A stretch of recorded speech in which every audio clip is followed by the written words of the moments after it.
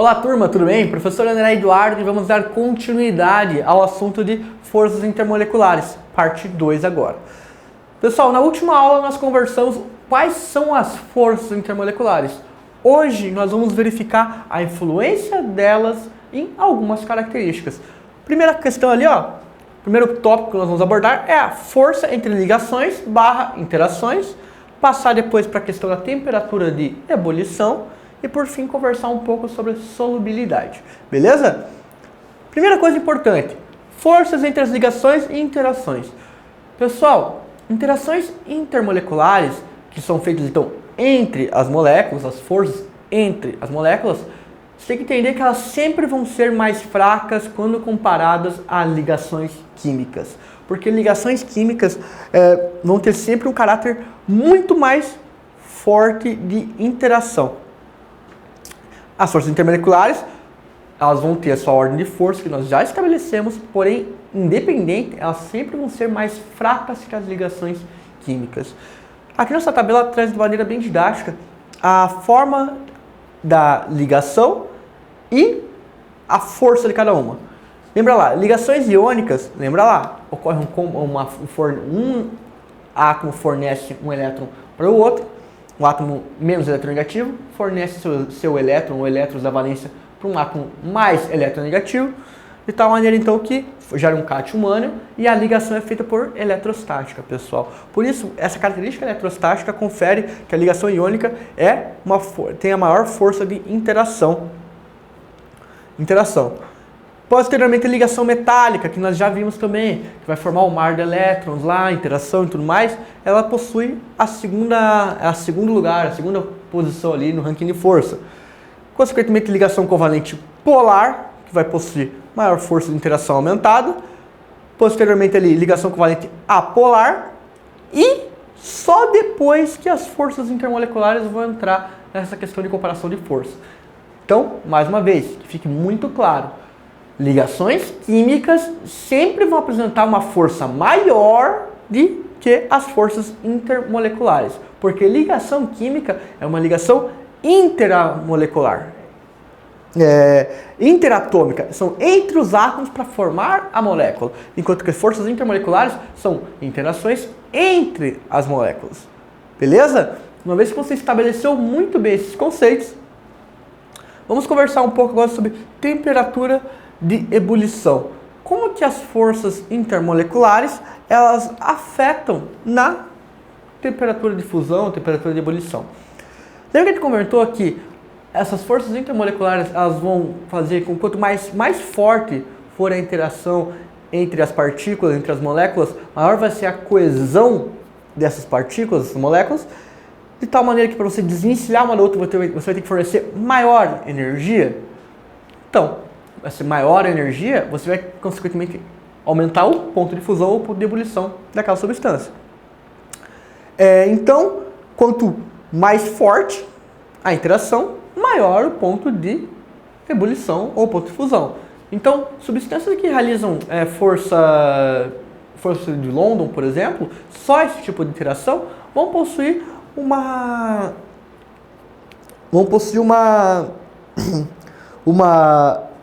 energia baixa de ponto de ebulição, uma temperatura baixa de ponto de fusão e ponto de ebulição. Por quê? Porque é uma interação mais fraca. Das interações intermoleculares, é a interação mais fraca. Lembra lá?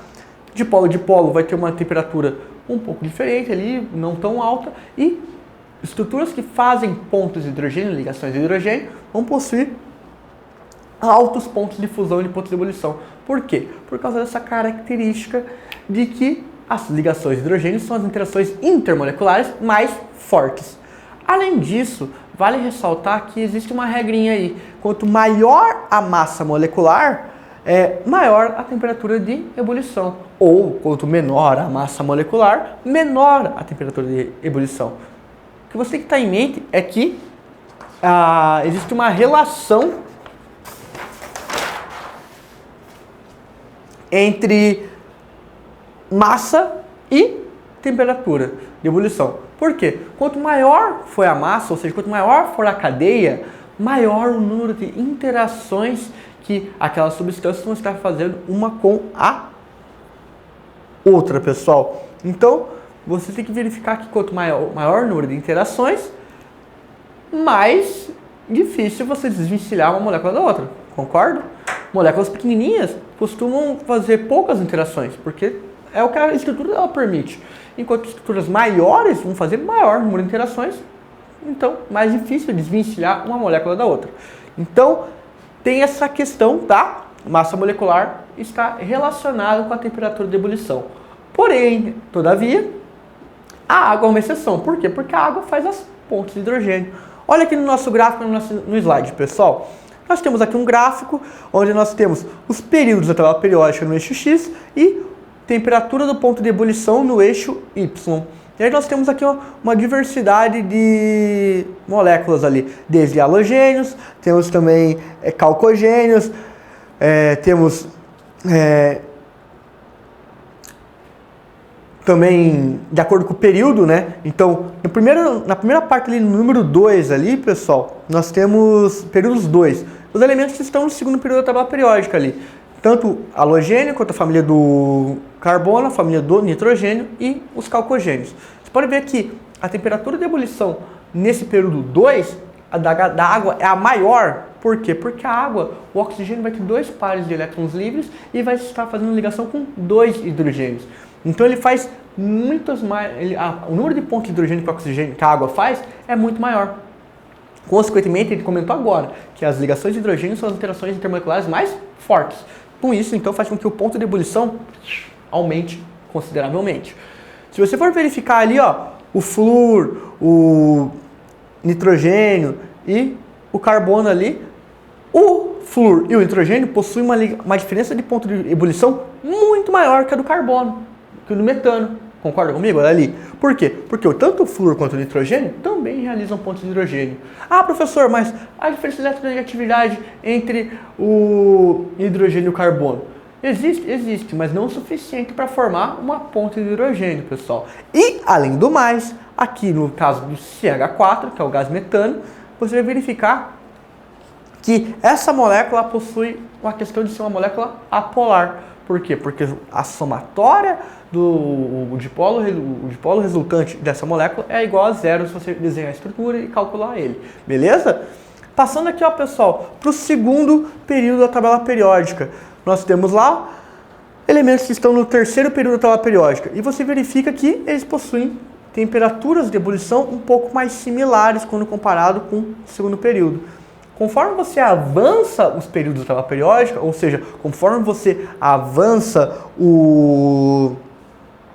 a massa molecular desse aumenta, pode ver que a temperatura de ebulição, o ponto de ebulição dessas estruturas também aumentam, pessoal. Ali na linha em vermelho, nós temos todos os elementos pertencentes à família dos calcogênios, só que cada um no seu respectivo período. No caso ali do restante ali, do flúor, na linha azul, halogênios nos seus respectivos períodos, e em verde ali da família do nitrogênio e em roxo da família do carbono. Cada um nos seus respectivos períodos. Mas, independente, você verifica que ao decorrer do aumento dos períodos, ou seja, ao decorrer do aumento da massa atômica dessas estruturas, maior a temperatura de ebulição dessas estruturas. Beleza? Além disso, vamos bater um pouco mais na tecla da questão das pontes de hidrogênio. Olha aqui, nós temos aqui 3 compostos. Temos o éter metílico, o metanol e a água. Ambos possuem ali, no éter metílico nós temos oxigênio, no metanol nós temos carbono, oxigênio e hidrogênio, né? O éter metílico nós temos carbono, oxigênio e hidrogênio também, e a água ali nós temos só oxigênio e hidrogênio. Se você for verificar lá aquela questão, você acabou de falar, professor, quanto maior a massa atômica, maior o ponto de ebulição. Mas existem as questões que você deve levar em consideração das pontes de hidrogênio. O éter metílico, pessoal, por mais que ele tenha uma massa atômica, uma massa molecular, quer dizer, maior, ele tem uma massa molecular ali 46 unidades de massa, você pode verificar que a estrutura dele faz com que ele só realize como interação o dipolo permanente, certo? Você vai verificar ali, desenhando a estrutura, você vai verificar que ele é uma molécula que possui uma polaridade e vai realizar como única e exclusivamente a interação de dipolo permanente. Tanto que, então, o ponto de ebulição do éter metílico, pessoal, é de menos 24 graus Celsius. Se você olhar o metanol já ele possui um CH3 e uma hidroxila, ou seja, um hidrogênio ligado a um átomo de eletronegativo de um raio atômico pequeno. Logo, que vai ser o quê? Vai fazer o quê? Vai realizar pontes de hidrogênio, pessoal. Então, aqui o metanol, ele tem um oxigênio com um hidrogênio. Então, ele tem um hidrogênio para realizar pontos de hidrogênio nessa estrutura. Isso já faz com que o fato dessa força intermolecular, por mais que ele tenha uma massa molecular menor, de 32, mas o fato dele ter uma ligação de hidrogênio para realizar já faz com que o ponto de ebulição dele seja muito maior do que o do éter metílico, que é de menos 24. O metanol vai ter um ponto de ebulição de 64,6 graus Celsius. Enquanto a água, pessoal, que tem uma massa molecular menor ainda, mas ela vai realizar duas pontes de hidrogênio. Ela tem 2 hidrogênios para fazer com essa capacidade de interação intermolecular. Consequentemente, pessoal, vai aumentar o ponto de ebulição dela, porque a coesão dessas partículas vai ser muito maior. Então, olha a temperatura de ebulição da água, 100 graus Celsius, que é muito maior, mais de 30 graus de diferença do metanol, que faz uma única ponta de hidrogênio. Então, vocês conseguem visualizar quão forte é essa interação intermolecular? Que, por mais que tenha a diferença de hidrogênio na molécula, é muita coisa. E já vai proporcionar uma força, uma interação de ligação muito maior, pessoal. Uma interação muito maior. Beleza? Então, fique atento a isso. Quantas pontes de hidrogênio cada molécula está sendo formando naquela substância. Beleza? E, por fim, a questão da solubilidade, que eu até comentei na última aula. Solubilidade, pessoal, você tem que pensar aqui. Semelhante dissolve semelhante. Então, se você tem uma substância polar, você consegue dissolver ela em solventes polares. Se você tem uma substância apolar, você consegue dissolver essa substância em componentes apolares. Vamos pegar um exemplo clássico aqui. Água e sal, água e óleo. Por que você consegue? Você pega uma colher de sal e você consegue dissolver ela em água. Por quê? O sal é NaCl, cloreto de sódio. Você consegue dissolver o cloreto de sódio porque o cloreto de sódio tem uma ligação iônica, concorda? Ele tem uma ligação, é uma molécula polar, vai ter um polo positivo e um polo negativo. Em água ainda, pessoal, quando você coloca um sal em água, ele sofre dissociação iônica, ou seja, o ânion se desvincula do cátion e ocorre a solvatação dessas partículas por moléculas de água. Como assim, professor? Olha aqui no slide. O cloro, ele possui uma carga negativa no cloreto de sódio, ele é o ânion. O ânion, ele vai interagir com as partes positivas da molécula de água, ou seja, com os hidrogênios da molécula de água. Enquanto que o sódio, que é o cátion, ele vai ser solvatado pelas moléculas de água a partir que o cátion, carga positiva, com as cargas negativas com o polo negativo da molécula de água, certo, pessoal? Então, ocorre essa solvatação, por isso que é possível dissolver NaCl em água. Então, fiquem atentos a isso. Semelhança e semelhante dissolve semelhante. E água e óleo? Por que água e óleo você não consegue dissolver? Porque óleos, pessoal, eles são basicamente formado por hidrocarbonetos. E hidrocarbonetos, os CHs, de maneira geral, vão realizar interações de Van der Waals, forças de London, que não é compatível com as pontes de hidrogênio ou de polo que a água realiza essas interações. Então, como as interações são muito diferentes, a solubilidade é afetada. Então, você tem que levar sempre em consideração que semelhante dissolve semelhante. O que é um detergente? Você vai lavar uma louça, você cozinhou lá, fez seu almoço, daí você vai querer lavar a louça. Você utiliza o quê? Um sabão, um detergente. O que são sabões de maneira geral? Pessoal, detergentes de maneira geral eles vão possuir uma parte da molécula polar, enquanto uma cadeia longa de carbono que vai considerar uma outra parte da molécula apolar. Então a parte polar da molécula de detergente vai interagir com a água e a parte apolar dessa molécula detergente vai interagir com a gordura que você quer limpar da sua panela, por exemplo. Então ela meio que faz uma ponte para essa interação. Porque como as interações intermoleculares vão ser responsáveis pela solubilizar as moléculas, então você precisa, existem artimanhas químicas para você conseguir realizar essa solubilização, por exemplo. O detergente é um exemplo bem legal. Então, vistos os nossos conhecimentos, pessoal, vamos conversar um pouco a base dos exercícios. Então, exercício 1. O gráfico a seguir representa a variação do ponto de ebulição dos compostos formados pelo hidrogênio ligado aos elementos da família 16, calcogênios, em função da variação da massa molar, A1, atmosfera. Observando, é possível perceber que essa propriedade aumenta com o aumento da massa molecular, com a massa molar da substância. Explique por que a água é o composto de maior ponto de ebulição, embora tenha a menor massa molar entre eles, pessoal. Então, lá no nosso gráfico, temos um gráfico de massa molecular por temperatura em graus Celsius, e nós verificamos que temos o enxofre, o selênio e o telúrio, e o ponto de ebulição ali aumenta ao decorrer do aumento da massa molecular, porém, entretanto, todavia, a água já tem um ponto de ebulição de 100 graus Celsius. Por quê? Por aquilo que a gente comentou. Porque a água, o hidrogênio, está ligado a um átomo eletronegativo de raio pequeno. Consequentemente, isso vai formar o quê? Pontes de hidrogênio, ligações de hidrogênio, que aumenta muito a coesão entre as partículas. Consequentemente, para você desencilhar essas partículas é muito mais difícil, requer muito mais energia, ou seja, aumenta o ponto de ebulição. Aqui no caso do enxofre, selênio e telúrio, eles não vão realizar pontos de hidrogênio, certo? Vão ser interações de polo de polo. De polo de polo. Beleza? Próximo exercício. Aqui, ó.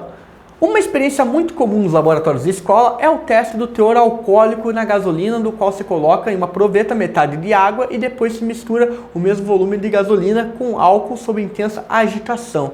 Após o breve intervalo de descanso, a mistura se separa em duas fases, porém a fase de água aumenta devido ao álcool que estava dissolvido na gasolina. Agora está dissolvido no solvente universal, indicando o acréscimo de volume no teor de álcool que havia na gasolina.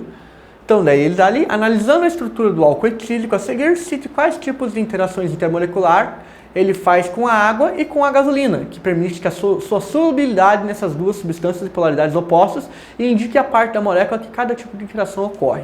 Pessoal, então nós temos lá, vou desenhar aqui para facilitar. Então nós temos aqui, ó, carbono,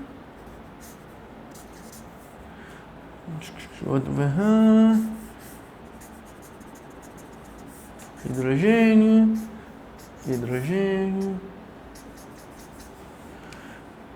carbono,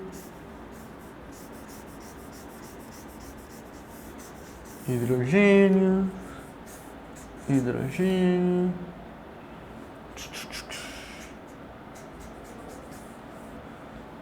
oxigênio,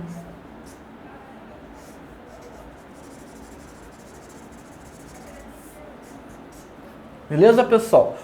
Essas cunhas aqui que a gente estava desenhando aqui, cara, é cunha cheia e cunha vazia, só para dar uma questão da geometria da molécula, pessoal. Cunha cheia está saindo para fora aqui do flip chart. Cunha rasoradinha, ela está para dentro. Então, toda vez que você visualizar uma cunha cheia, imagine que está saindo para fora do plano.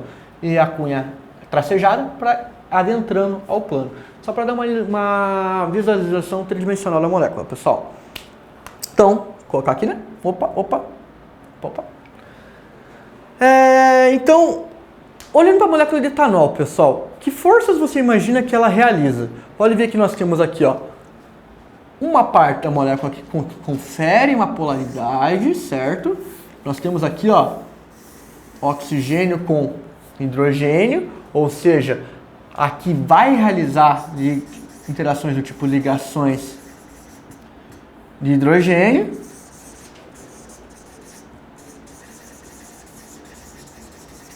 Beleza? E essa parte da molécula aqui, pessoal, o que é a gasolina? Gasolina é tudo CH, pessoal. CH.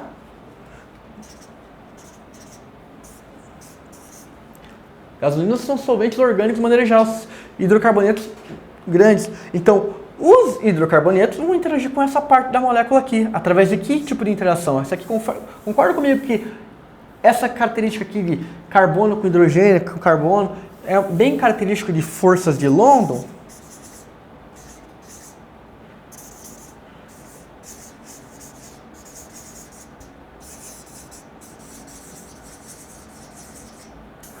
Por isso que o etanol, ele é uma molécula que consegue se dissolver tanto em água quanto em gasolina, porque uma parte da sua molécula vai interagir por intermédio de forças de London com a gasolina, enquanto que a outra parte da molécula vai interagir com a água por meio de ligações de hidrogênio. Então, dessa maneira que explica esse teste aí de determinar a quantidade de álcool que possui dentro da gasolina. Porque o etanol possui essa característica de fazer interações, consegue fazer ligações de hidrogênio e também consegue fazer interações de força de London, certo? Visto isso, pessoal, para a próxima aula nós conversarmos, lição de casa, página 428 e 429, da apostila do site de vocês aí, volume 2, certo? Grande abraço, professor André, aguardo vocês na próxima aula. Até!